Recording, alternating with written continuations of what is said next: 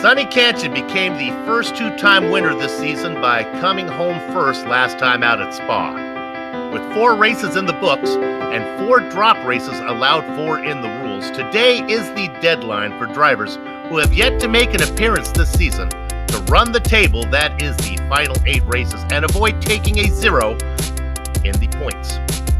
Will the future champion make his grand entrance today, or will the points foundation laid by all the drivers the fans have been watching all season be the building blocks to a title? Find out soon as the Advanced Mazda Cup comes to Northern California's WeatherTech Raceway at Laguna Seca for Round 5 of the 2019 Spring Season Championship. And you can see all the strength of field action live as it happens right here on the Global Sim Racing channel via the iRacing Esports Network. Hello everyone and welcome. Joe Peak joins yours truly, Bill Soups to bring you our Word's Eye view. Sean Crackers Ambrose has director duties armed with cameras provided by Dougie Peter. You know, on a rugged section of the Northern California coast, the most photographed tree in the world, the lone cypress, clings to a barren rock and struggles to survive.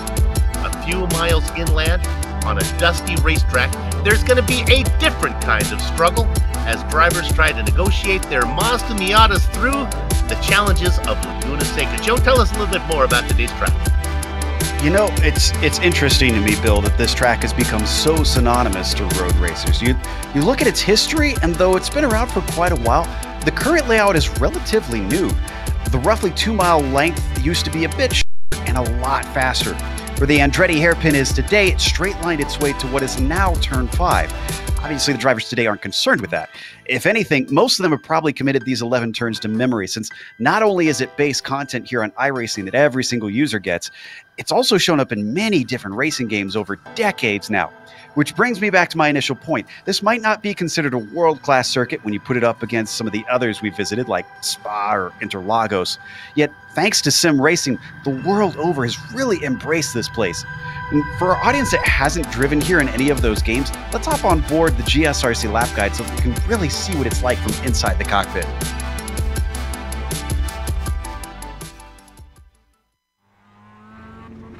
All right, we've got Giancarlo Lenzi in the GSRC MX-5, so let's do a lap around Laguna Seca. Coming across the start-finish line, we hit turn 1, which isn't much of a turn so much it is a place to set your car up for the Andretti hairpin. And honestly, the hairpin is probably your best opportunity for a pass on the whole course. It's a big, heavy braking zone, but watch out. With it being downhill, it's easy to overshoot the first apex. Get the car turned and try to get the power down before you glance that second apex. Then before you know it, you gotta swing the car to the left to set up for 3. This turn feels like it tightens on exit, so be careful not to get on the power too early. From there, it's just a little lift into 4, but this kink is extremely important. If you lose your speed on the exit, you might be vulnerable down into turn 5. It's not the best place for an overtake, but that doesn't stop guys from trying. Now, as you head into this uphill left-hander, it's gonna be critical to carry your momentum in the little MX-5. You certainly don't want to be too wide as you head into the notorious turn 6. It's going to be a light brush on the brakes, then snag the apex just right and let her track out. You can expect drivers who get this corner wrong to pay dearly. Once again, we continue to climb uphill, so momentum is key. Hold left and cross over to give yourself a nice straight braking zone into the corkscrew. Here the track absolutely disappears and you're going on memory of where the edges of the course are. If you manage to hit it right, you're thrown immediately into rainy curve. This long plunging turn has a very late apex, so swing it wide then cut in. From there, you'll switch sides once more and try your best to use the banking of turn 10 to really carry your speed. After that, you approach the final hairpin of turn 11. This is another good place to attempt to pass, but you gotta be sneaky and catch your opponent off guard. Just be careful because the long run means they could pull an over-under on you. From there, it's just a matter of accelerating up the hill and finishing your lap around Laguna Seca.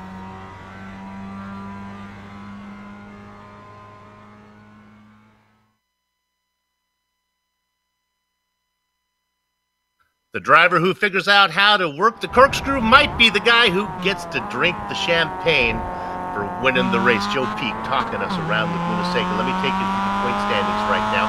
Keep in mind that these numbers do not take into account the 4 drop races allowed for in the rules. The top 4 drivers all hold station. The only thing that has changed is the interval. Sonny Cantion's lead increases from a single point to 51 over the Greek streak, Ioannis Moumoulides. Maple Leafs hang in 3rd and 4th in the form of Mike the Hamsterdam and David Pepin. Portugal plants its flag in fifth thanks to the efforts of Marcelo Eusebio. All right, Joe, let's go ahead and take a look at the race details. Absolutely. You mentioned we're round 5 here and those 4 drop weeks that you see up at the very top. But compared to last week, we've got a sprint race, 25 minutes. There will not be one pit stop, even though I know the graphic says that. The setups on the cars are open, and that can make a little bit of a difference around this track. It's very technical around here. You want the car to really be behaving to within precision inputs. So that could give you those few tenths that you need to try to get ahead. They have an incident cap in this series. After 17, you are disqualified, and they use the official iRacing points for the championship points that we just saw a moment ago. There's also no spare car built, so if they run into any sort of damage, and at this track, well, it's relatively common. They've got no basically car that they can jump into to get a fresh start on the race. They've got to run what they brung. The weather is always nice in the rural world here in my home state. Let's see, Joe, if iRacing agrees. I'd say iRacing agrees. Look at that. Beautiful 64 degrees out and 69-degree track temperatures. That's the real key. The air temperature isn't as big a concern with the drivers as it is that track surface. And 69 degrees is very, very grippy. It is a little bit windy, which can catch you out in some places. You could see it's changing slightly, so drivers will keep their heads up for gusts. And it's also a little bit humid out here in California, a little bit surprising for the desert. But regardless, it is what it is. Everybody's got to deal with it, and it's going to affect everybody the same. Qualifying starting to get turned up right now. Sonny Kanchan up in front, ahead of Ionas Mumilidis. Kanchan put in a 1:35.3. My goodness, the second place driver Mumilidis, a second, just about 9/10 of a second slower. Both of them are on their second lap for the moment. This is Calderon. He could also throw a wrench in the works. He hasn't finished his first lap yet. He was very, very fast in warm-up, Bill. So let's see what he's got. Comes up over the hill. Ooh, Did not count. So he's got to go around again. And honestly, Bill, the qualifying is going to be very important here. At a place like Spa, where you can use the draft to try and garner some spots throughout the race, the draft isn't as powerful, and passing's really tough around here. There's a few places where you can get it done, but it's really easy to defend, to be honest. So if someone manages to get up towards the front, if they've got pace, it's going to be inexorably hard to try and pry that away. We're looking here at Derek Holland trying to put in a time. And he's going to be in 10th position. Now we'll look at the points leader, Sonny Kanchan. He put in a faster lap by about a 10th, and Mumilidis is just crossing, and he doesn't go faster. Oof, this is not looking good for the rest of the field. Yeah, the real question is Calderon in the number 3 cars. We look at Ivan Garcia. Calderon, a big name. He'll be coming across right after Garcia.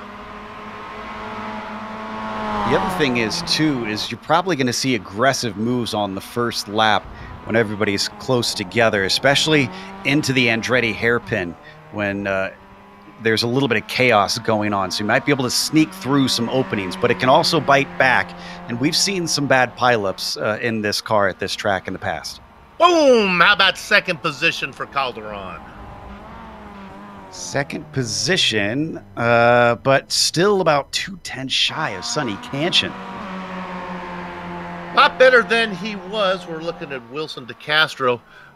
Large field, 23 cars here, and we had a split. So, my goodness, we had, what, about 45 or 46 drivers signing up to race. Got 2 drivers that are still able to get time in. Loyarte that we're watching, and Johnson. Loyarte has not set a single lap. Johnson's actually gone out, and his didn't count because he had an off track somewhere. But they've got just enough time to come around to do one more time across. After that, there's just not enough time on the clock for them.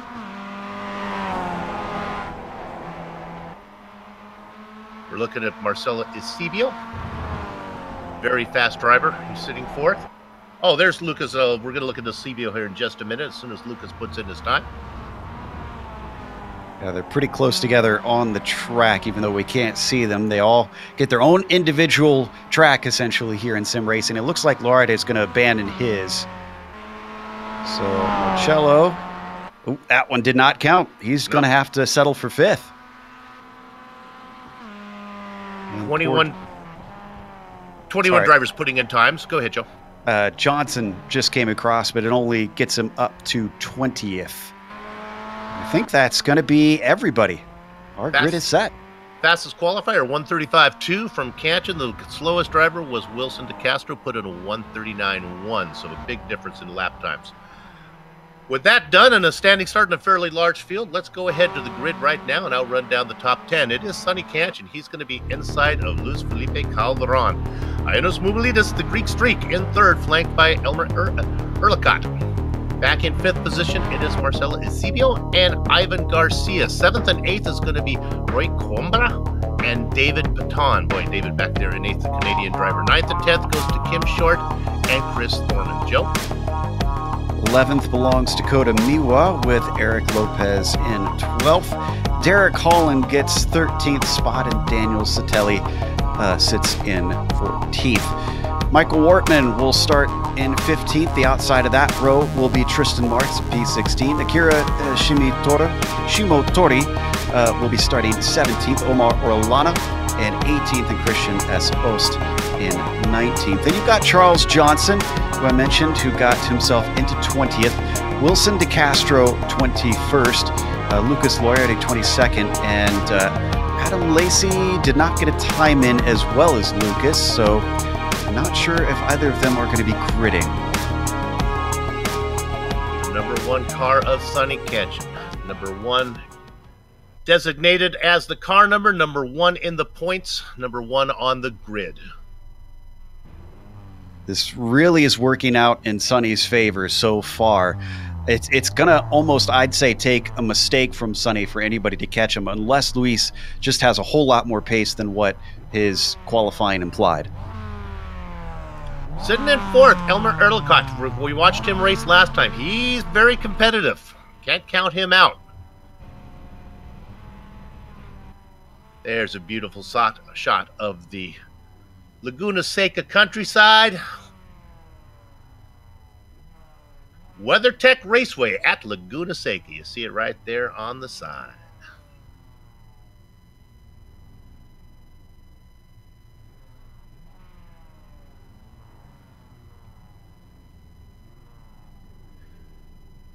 Getting ready to go racing here. This is round number 5. Waiting for everyone to get out here. Should be a good event. It's a sharp one. 25 minutes. No pit stop. You can hear the engine start to harmonize. You know what you're going to do. Gather up the chickens. Take cover behind the cows. The horses are out of the barn. No surprise to see Sonny Canton leading the way. Calderon in second. Moumoulidis right behind. Look at him slot in position. Erlicott being challenged on the outside by Eusebio. Eusebio's not going to be able to get that done. They go side by side through turn number 1. A little bit of a check up in the back. A few cars kind of came together, but otherwise mostly clean. I think Calderon maybe gave Canton a slight bump into the corner, but I don't think should have caused any damage. Everybody clean so far as they work the back half of the track. Heading down into corner number 5. Pretty straightforward corner. Then to get to the scariest corner for me, and that is that really quick corner number 6 coming up, and that's what Sonny Canton is going to negotiate right now, the left-hander, and then it'll go up the hill to the corkscrew. And it's going to be even scarier for Eusebio, who was side by side. Eusebio was side by side with Coimbra. They both managed to make it through, but Rui unfortunately lost another spot because he had to take to the dirt on the outside. Ivan Garcia was able to get that position, move him up into 6 as the field works their way through the corkscrew for the first time. Everybody clean through here. Some side-by-side racing. I believe Lopez might have picked up a spot on Derek Holland. They continue to race back there for 13th. Yeah, for the most part, it's been a pretty clean opening lap. A little bit of action Some drivers being aggressive, but I'd say fairly aggressive. Nobody really doing anything silly. If anything, the top three, though, starting to spread out. The real action begins in fourth from what I'm seeing. Yep, so often that is the case. The front three begin to pull away. Erlicott, Elmer back there in fourth position. That's where the train starts. Eusebio behind him, Garcia, Coimbra, Short, Payton back there, David, the Canadian driver, in ninth. As we go on board with Elmar, looking backwards, that's Garcia that you see behind him.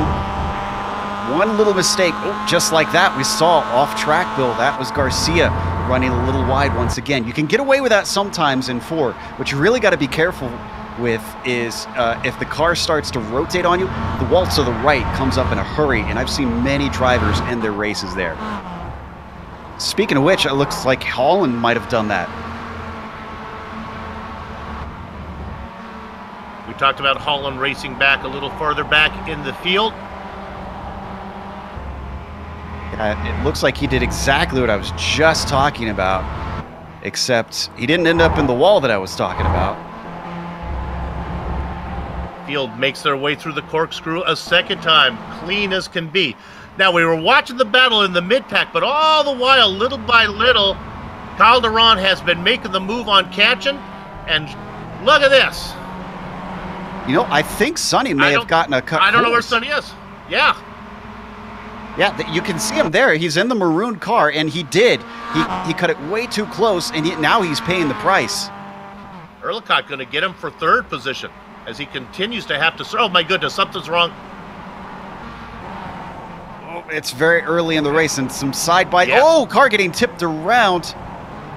That was Eusebio. Katchen has had an issue. I don't even see him on screen anymore. Do you still see him, Joe? Yeah. No, he's out there. He's down in seventh, Bill. Yep.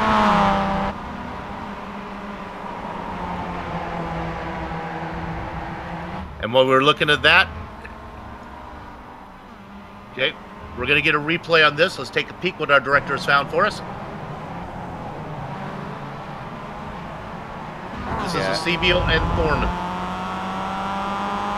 He was the one that got turned around almost in the Andretti hairpin. And here we go with Thorman looking from behind. It's to the side, maybe? Oh. Looks like, unfortunately, the Texan driver going to find that wall very hard. Yeah. We come back live. We're going to look at P2. This is Mumaloudis under attack from Erlicott. I want to go back, though. I want to go back to Katchen because something is fishy back here. He is still off the pace. Well, no, he's back on the pace now. What happened, Bill, is with the iRacing software, if it's early in the race, obviously it sometimes will overestimate because it's basing it on the times people have put in certain parts of the track. And because not many have really had too many fast corners through the corkscrew, and that's where he cut, it really kind of went overkill. So he just kept having to give and give and give. Let's look at this battle, though. Now, here is Eusebio in this battle. That yellow car there, that is Lopez. Lopez will have the preferred position as they work through three, heading down into four. Eusebio's going to get pushed off into the sand. Coming into the mix now is Satilli. Yeah, and I think Marcello's really got to learn the outside of turn three is not the place you want to be. Everybody's really tracking out. For some reason, that corner exit just feels really shallow compared to other corners. And that's why he keeps getting shoved off, because everybody's going to very quickly find themselves being shot out to that outside edge. Oh, and second place changed hands.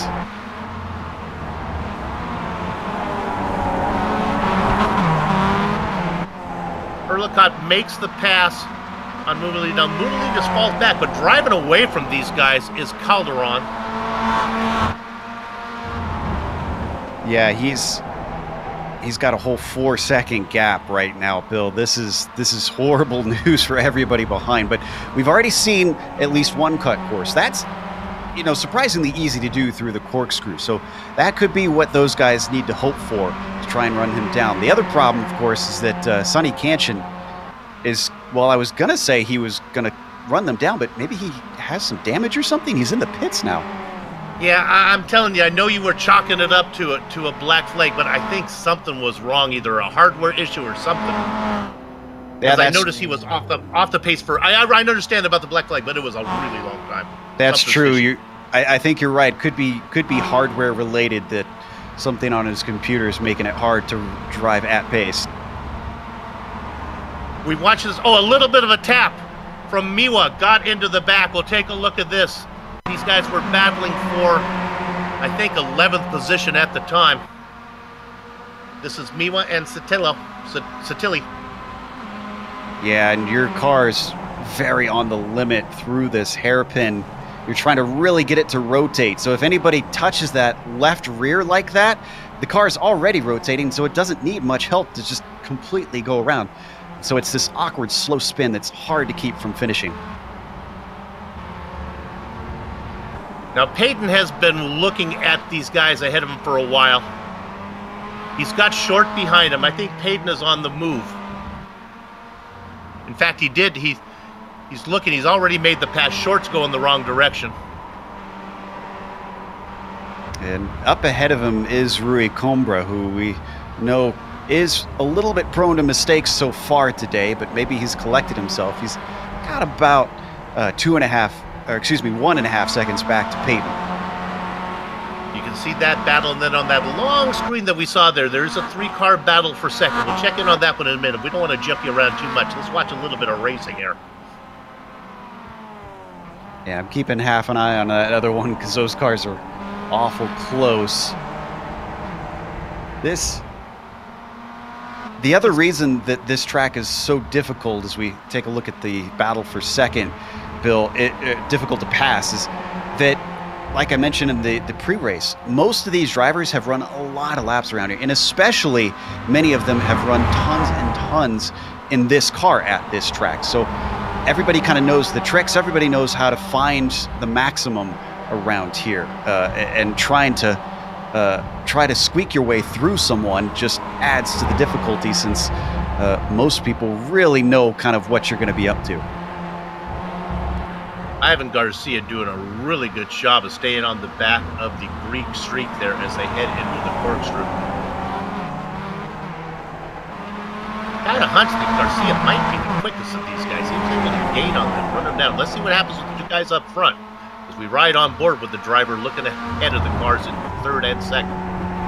Moulides looked very strong out of the rainy curve, but he couldn't quite do anything with it. There's very little braking into 10. This is really where you want to set it up usually because of that heavy braking into the Andretti hairpin. But if anybody sees you get a run, they almost immediately try to cover you off. You're going to see Erlicott stay to the left if he feels threatened by Moulides.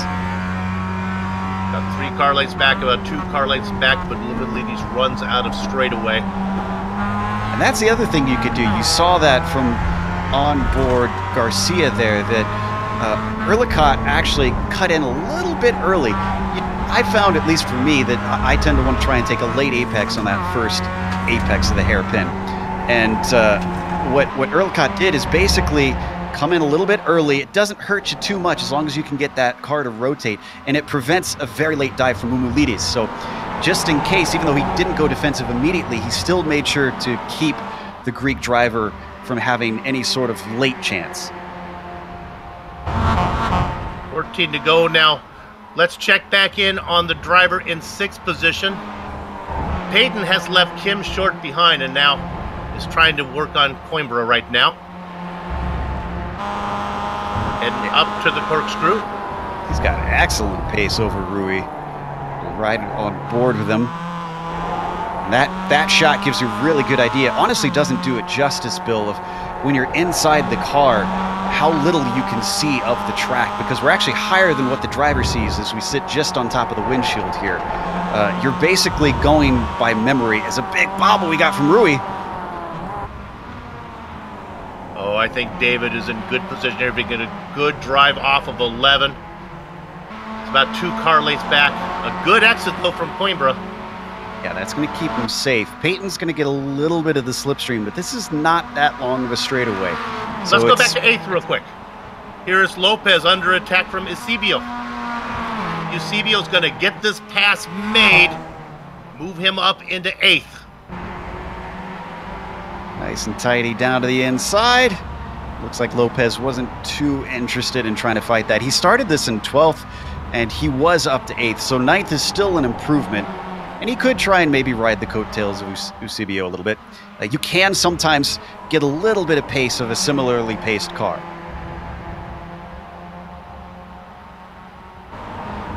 Best battle on the track right now is Payton, who is really working on the back of Coimbra. That battle up in front has settled down a little bit. It is still Erlicott, Mumalides, and Garcia. They're all about 3 car lengths apart.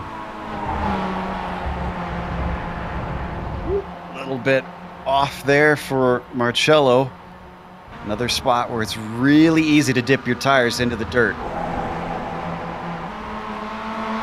There's the front 3. They go by in order. They're going to head down into 11. Let's see if a pass can be made here. This is probably the best opportunity. Yeah, this is another great place to try and overtake. The real problem is if you try and get that done, you need to make sure that you get that throttle down as soon as you can. Because if you're passing them on the inside, Bill, you're going to come in way too shallow, and they'll just pull an over-under on you and go by here on this long front stretch to Andretti. Boy, those 3 drivers really equal on corner exit out of that final corner. It's going to be very hard. This is going pretty much how I expected with these 3, where until the laps start to get towards the end, it's probably going to be mostly single file, waiting for a mistake from the driver ahead. I want to quickly go to 12th position. Let's get a little love to Christian Ast, as he is up 7 spots. A good hard charger being chased right now by Tristan Martz.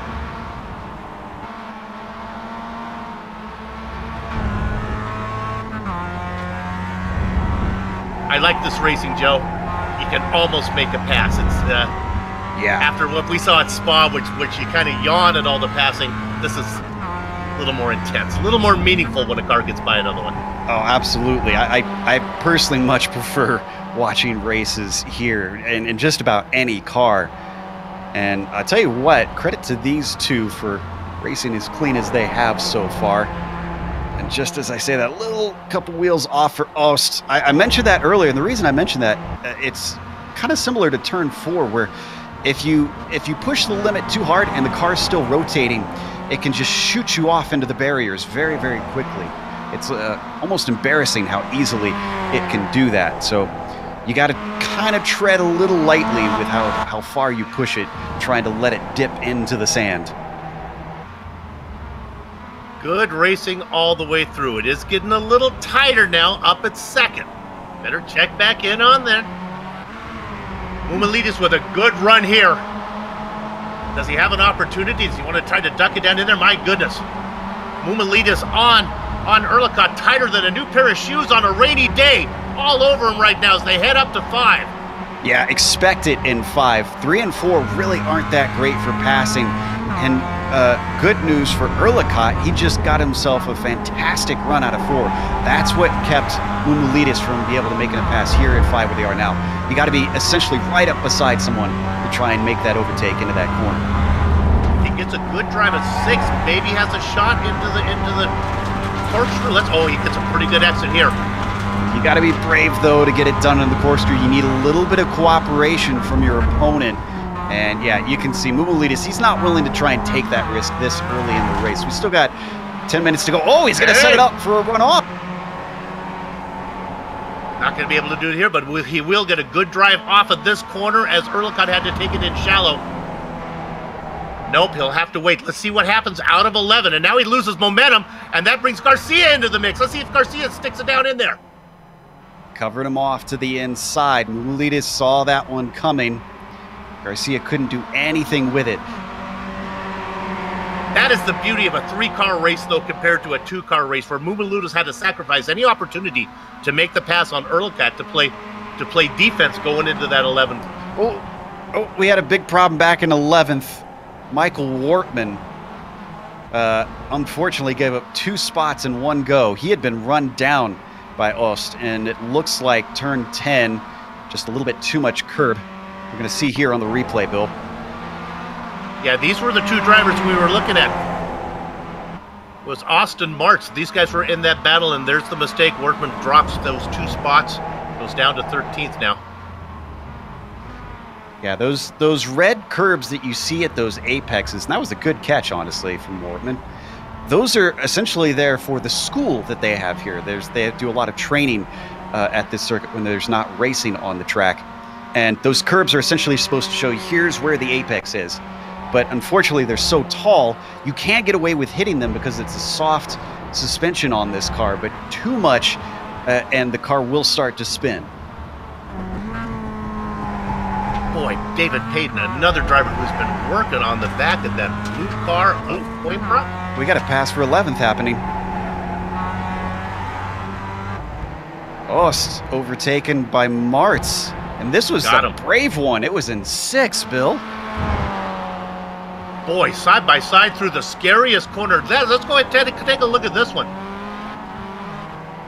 Martz stuck it in there, said, this is my apex, and Christian said, okay, I surrender. Yeah, this, yeah, and that was probably the wise choice if you're on the outside of that corner. So as second place heating up once again. Jeez. He is right there. Now, this is where he was fast last time, and I'm talking about Mumalides, although it's so hard to make a pass here. He gets a good run out of 4th. Oh, he's really loose. That could open the door for Garcia, and he loses it right in front of Ivan. Oh, the Greek streak is in the wall. He does get the car going, but he's going to have awful damage. Garcia was so good about getting the car slowed, but I'm sure he didn't want to. There's no caution flags to allow him to catch up to Erlicott. He's now basically got to try and catch him on pace. Garcia just had to wait and wait and wait for Mumalides for the car to clear in front of him.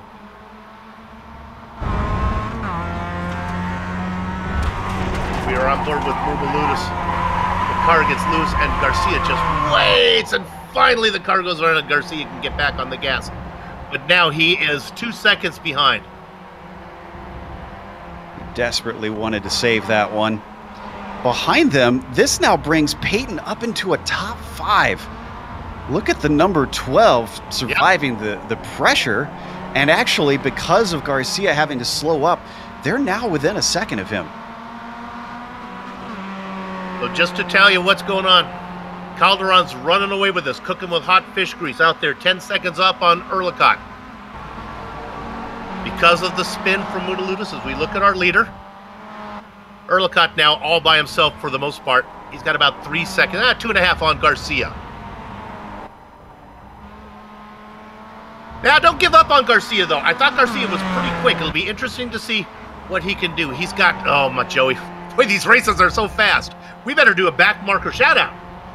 Yeah, that's a good point. Actually, I think it is time for that. So if our director's ready for it, I believe we'd start with number 20 and 19th, Wilson DeCastro. He's basically been having something of an anonymous race, considering all the action we've been seeing up front. Oh, and I'm sorry, we got to cut away from this because Mumalides has had another problem, and he's falling down the order quick. I think this was in turn 5. Oh, and Ivan Garcia is in the wall as we talk. Oh, my goodness. We'll get back to that back marker shout-out in a second. Okay. That was contact with Kim Short. You're going to see that here. And as soon as that's done, we could cut over to Garcia. This might be fun to take a look at if we can find it. Take a look at it from Rui Coimbra's car as he sees Garcia pointed in the wrong direction. We'll watch this here. There's Mumalides. And to be fair to Mumalides, Short kind of was trying to force the issue a little bit too much there. And there's Garcia. And look at Coimbra go out into the dirt to give room to get around him. Wow. So those two drivers continue, Coimbra and Payton, continue just to vulture spots one after the other. We ride on here. Look at this one. I'm going to go right. And Joey was able to do that and not lose the spot to Peyton. Yeah, that was a relatively wise choice considering what he was dealing with. That brings him up onto the podium even because of that move. Behind them, we do have a little bit of side-by-side action. Eusebio manages to overtake Short. And with 3 minutes to go, oh, Short's going to come back at him. They're not going to let me get this back marker shout-out in. All right, I think okay. They've settled down. Let's get back to it. Let's go to 18th, Omar Orellana, who also we really haven't seen a whole lot of, but started this race exactly where he started, just trying to basically bring the car home. And ahead of him is Chris Thorman. Remember, we saw him up towards the front earlier on. Unfortunately, that incident really ruined his whole race. He's down in 17th, hasn't really gained much since then. Sonny Kanchan is back out there since his mysterious pit stop, but is down in 16th. He is on the lead lap. Good for him. At least, I'm sure that won't be much consolation. 15th is Akira Shimotori, who started in 17th, 2 positions up for the number 23. Not bad. That's going to be some I-rating. And then we'll end with 14th, Michael Wortman, who we saw had a mistake coming out of turn 10, has not recovered too well. Did start in 15th, so it is a gain of positions at least. There's Triple G's back marker shout out. As while you were doing that, I can report that Eric Lopez was racing as 7th. He lost the car, put it in the wall. He's going to go way down the order. So everyone that Joe just talked about is going to be able to pick up a spot as we go to 5th position right now. This is a fun battle. This is Short, and here comes Eusebio. Remember, Eusebio qualified in 5th position, fell well down the orders, trying to get back that top 5 spot if he can. Short's really been in the thick of it these last few laps, and dealing with it fairly well. I wasn't so sure about that move into this corner a bit ago with Mumulidis. This time, though, it's a successful defense on Marcello, but Marcello's going to get a much better run off the corner. The question is he brave enough to stick it to the inside of 6? No, he's going to have to go the long way around. My goodness, Short. Pick a line as he works both sides of the track, doing a little bit of weaving. I'm not so sure if Eusebio was happy about that one. He's got a good run now. Oh, they're coming up to the corkscrew. He's going to wait. And behind them, if they keep fighting, look at that blue and white car. I know him. That's Mumulidis, yeah. He is ready to pounce and get 2 for 1.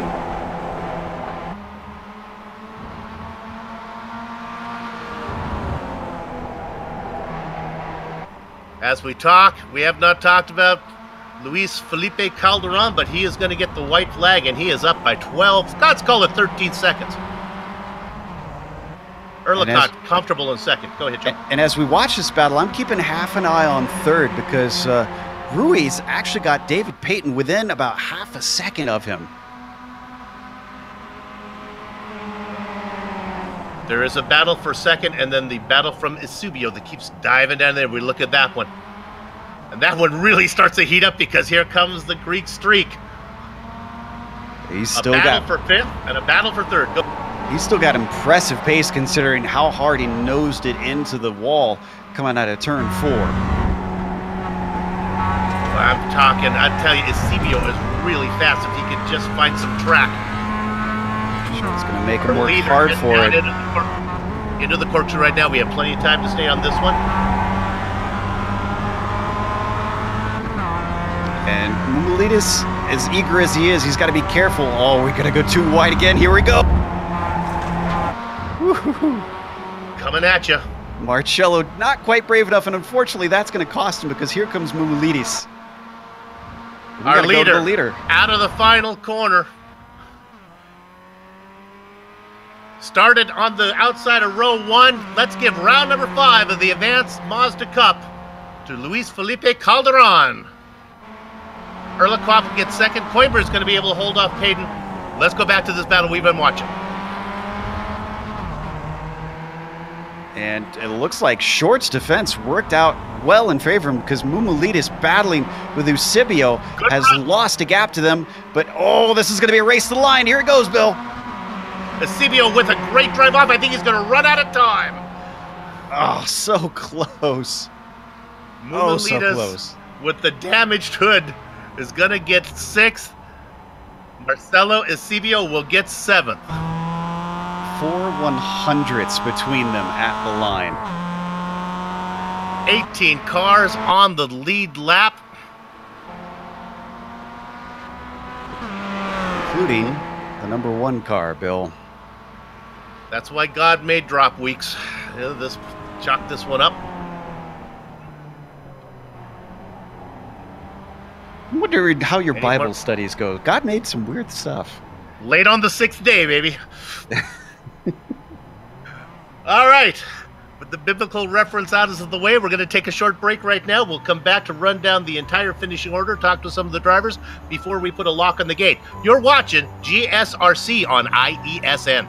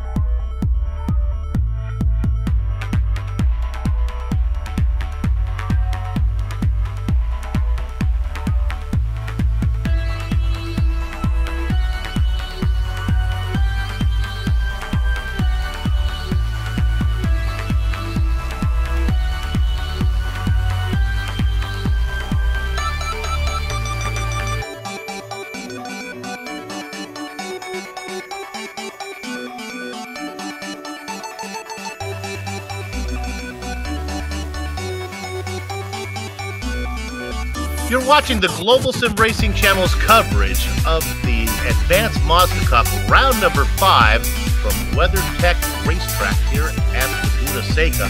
And you're watching it on the iRacing Esports Network. You know, the best of the best in the iRacing World Championship, as well as many top private leagues like the one you just watched, are showcased right here on IESN. If you haven't done so yet, make sure you subscribe. GSRC is proud to be an IES stable of broadcasters.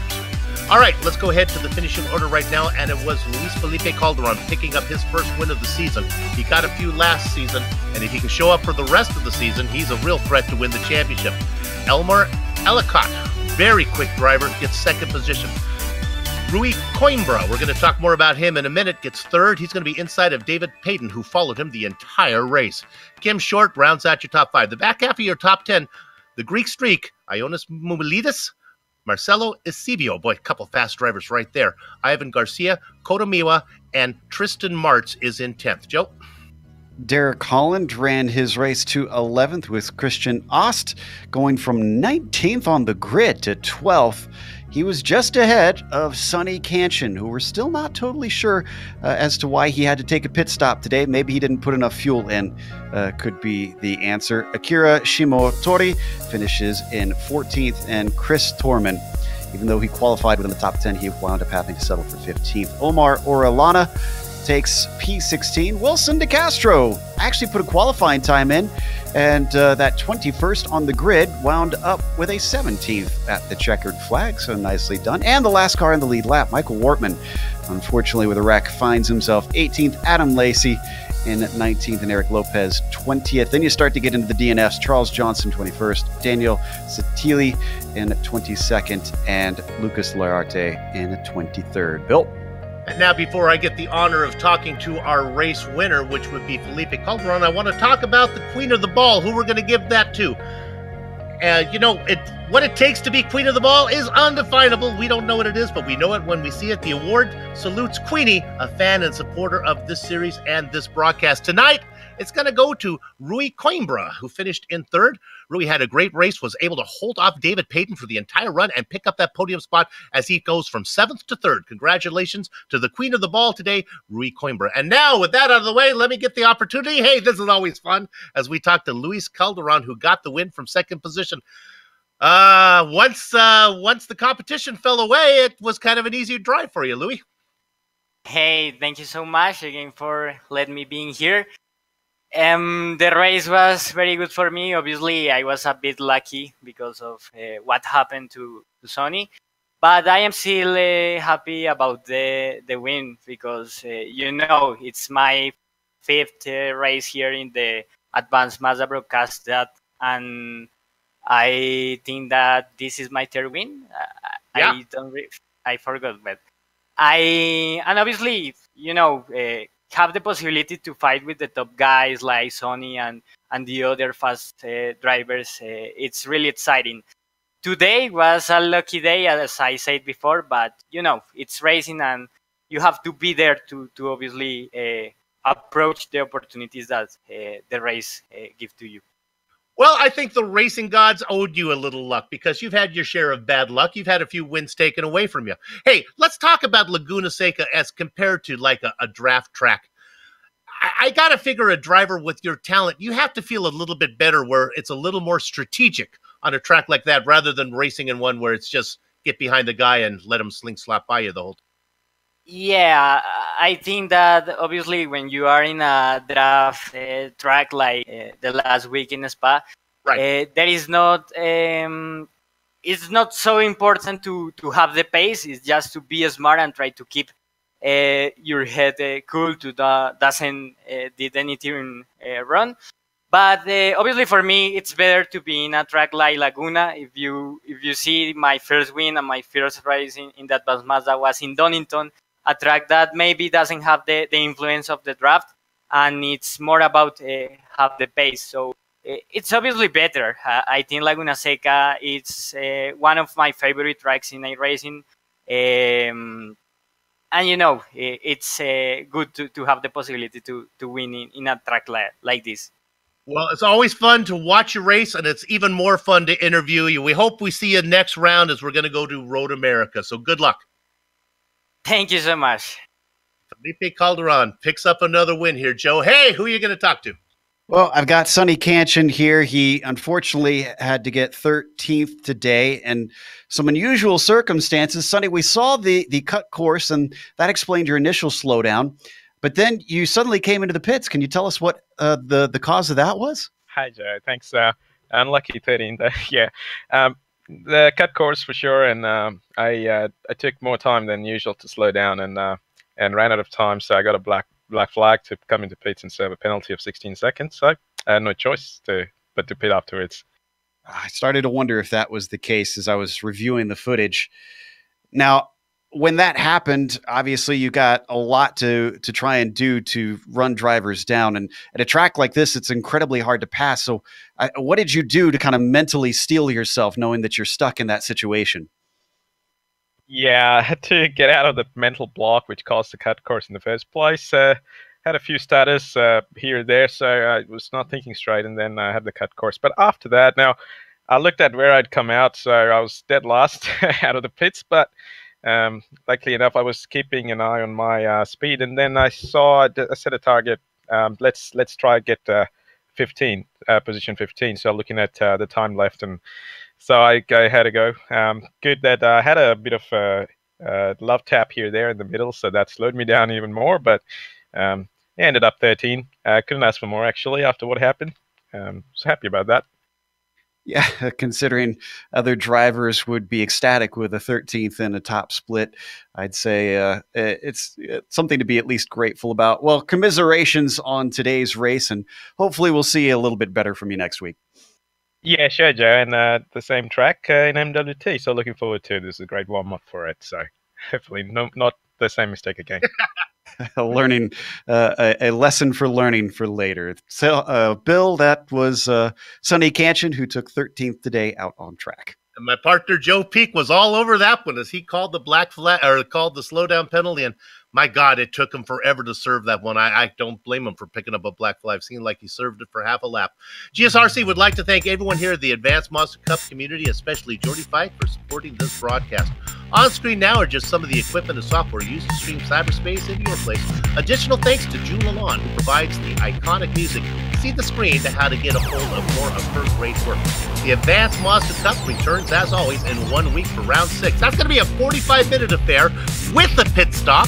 That's going to be from Road America. GSRC via IESN will be there to bring you all the action. Hey, next up on IESN, well, that's going to be GSRC's coverage of tomorrow's Grand Prix Legends Round 5 from Mount Panorama. My partner, Joe Peak, and Steph Slock are scheduled to call the action. They're going live tomorrow morning at 9:30 a.m. Eastern. Sliding to our screen now are just some of the upcoming GSRC broadcasts, so check those out and mark them down on your calendar. If you want to get more information about us, GlobalSimRacingChannel.com, Twitter at GSR Channel, Facebook at Global Sim Racing Channel, and Instagram at GSRC_Graham. Hey, if you haven't done so yet, become a YouTube subscriber by heading over to our YouTube page and hitting that big red button.